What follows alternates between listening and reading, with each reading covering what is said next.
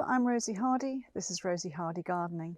Today we're going to look at plants with large, bold foliage. So let's start off with this beautiful one here. This is Bergenia ciliata Wilton. Now these leaves are not as large as they are going to get. At the moment they are pretty large, and the one beautiful thing about ciliata Wilton is it has this amazing correlated and crinkly edge all the way around the new leaves. Doesn't lose it once it's got to being slightly bigger, but it's really definitive on the early leaves that are coming through. So these leaves are going to expand and be around about this size. Huge, big, beautiful, low growing Bergenia. It's done its flowering. Its flowers come out before the foliage comes out. This wants to be in a dry, shady spot, and it's a cracking plant, but do be aware that it is slightly frost intolerant. So you've got to make sure that where it is protected, and you can just cover it over maybe with some straw or some fern leaf, something like that, and that will protect its base. But it's absolutely fantastic, and it's one of those plants which is used a lot these days, especially in the UK, to give you that jungle type effect. So they're planted in underneath things like tree ferns and that sort of thing. Fabulous plant. So that is Bergenia ciliata Wilton, covered in little tiny hairs on the leaves there.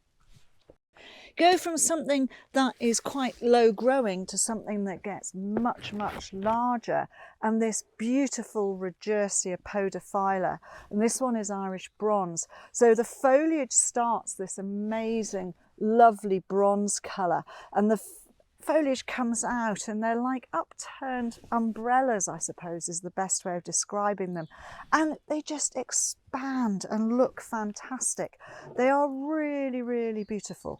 And I think this is a stunning plant to put in semi-shade or to go in moister soils. It will make big clumps, but you grow it mainly for that fantastic spring array of bronze foliage. Then it gradually starts to go greener with a little bit of a bronze tint to it. And then when the plants are quite mature, you will get flower spikes, and the flower spikes can come up to somewhere around about 5 feet, and they're white panicles. They're really lovely over the top of the leaf as well, but you don't get a lot of flower. So this is big, bold foliage to make a large impression in a shady-ish area. Really super plant. So that is Rodgersia podophylla.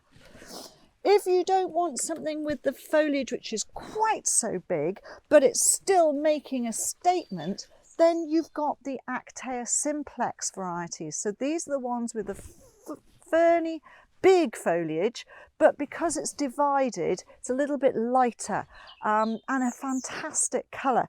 Now this has got super purple stems. The foliage starts off really lovely and dark and purple. Gradually, as it goes up, it will get to a clump with the foliage of around about 2, maybe 2.5 feet, somewhere around about 60 to 80 centimetres, both height and width of the foliage.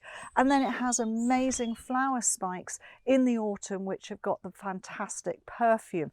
They need a little bit of sunlight on them, not necessarily direct sunlight, but a little bit, because otherwise the purple won't stay. And as you can see by a leaf that has been tucked in underneath the others, it's a much greener leaf because it hasn't had any direct sunlight on it, or not a lot of it. I mean, we're in a shade town here, they're still getting enough light on there to keep the purpling.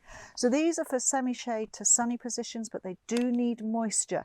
They will crinkle up and go brown and crispy if you don't give these enough moisture. So do be aware of that. A moist, good, organic, rich soil is what they really want. And you're growing it for the foliage contrast to start off the season, and then later in the year you get fantastic flower on it, which is going to be up at around about 5 feet or 1.50 meters. So that is the Actaea simplex varieties. Just going back to the Rodgersia for 2 ticks, because I forgot to say, this also needs a good moisture-rich soil. Otherwise, again, the leaves will start to go crinkly. So remember to put it somewhere where it's got a good amount of moisture. Moisture keeps the leaves big as well. How about hostas? Everybody loves a hosta, and you can get all sorts of different forms of hosta. This one is Hosta Purple Heart. It's one of a newer lot of breeding. It has, as you can see here, it's got purple coloured stems, and then in the centre of the leaf there is this purple heart, hence its name. And look, huge, lovely big plant. They container grow really, really well, and you can get fantastic plants like this in a container. This is probably a 7-year-old plant. It just gets repotted every single year, has a little bit of a root prune into a bigger pot, bit more food, and then well watered. These can be watered from below or into the pot at the top here. Again, there's something that does require a bit of water. You can plant them out in the garden. They're great in bog garden or the edge of bog gardens, really, really good. Give them a little bit of shade. If they've got the greener foliage, they'll take a bit more sunlight. If they're the variegated forms, then they want to be in a much shadier spot. But they are cracking plants. They're really good. And this one I love, with this contrast of the stem and then holding its beautiful leaves above with that marking in it as well. So that is Hosta Purple Heart. Then lastly, other things which are bold foliage are your ferns. And there are some super big leafed ferns out there. This one is Onoclea sensibilis, or the sensitive fern. This one has lovely fronds, very pale to start off with a lovely little red tint to the edges of the foliage. And it starts off low, then goes up and goes up, and it can get to being quite a tall fern. But it's a great one. You know, it will tolerate a little bit drier, and it will make quite a large clump. So do be aware of that.